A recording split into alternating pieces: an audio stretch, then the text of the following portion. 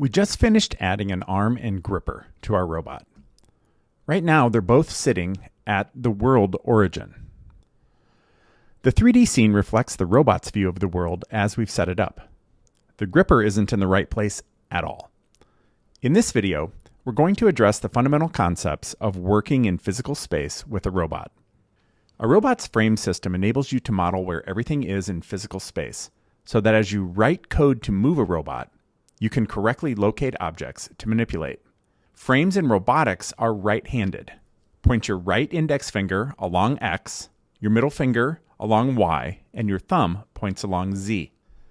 The world frame is the fixed root of the whole system, the one everything else is measured against.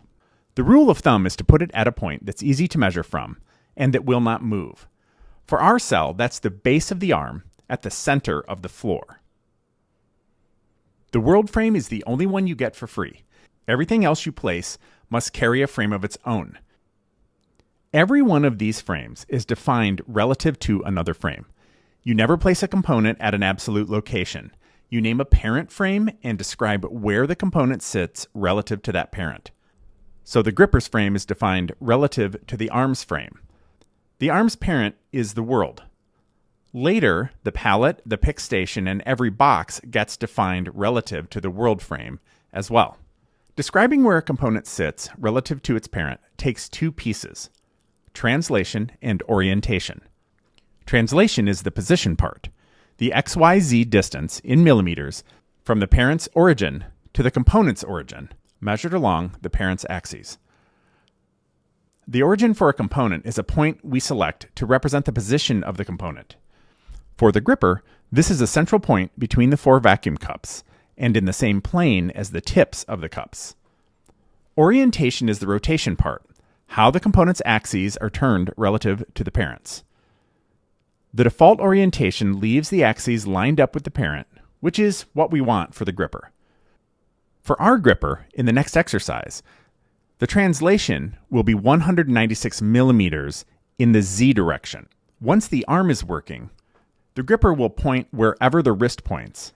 When the arm moves or turns its wrist, the gripper frame follows automatically. You don't recompute anything. That parent-child link is what lets Viam reason about where every part is, no matter how the arm is posed. In addition to a frame, a component can also include a geometry. For an arm, the geometry is part of the model, so any module that supports an arm also models its geometry. So while a frame is a location, a geometry is a volume at that location, a simple box, a sphere, or a more complex geometry as in the case of an arm. In this scene, we can see how the geometry is modeled both for our arm and for the gripper. So why does that matter? Because the motion planner uses these volumes to avoid collisions. A frame by itself is just a point and some axes. It has no size. Give that frame a geometry, and now the planner knows the component takes up space, and it can route around it. Next, you put the frame system to work. You put the arm and the gripper in their correct positions, and then check the 3D scene to make sure everything looks right. In later exercises, we'll work with motion planning, where geometries will play a central role in avoiding collisions.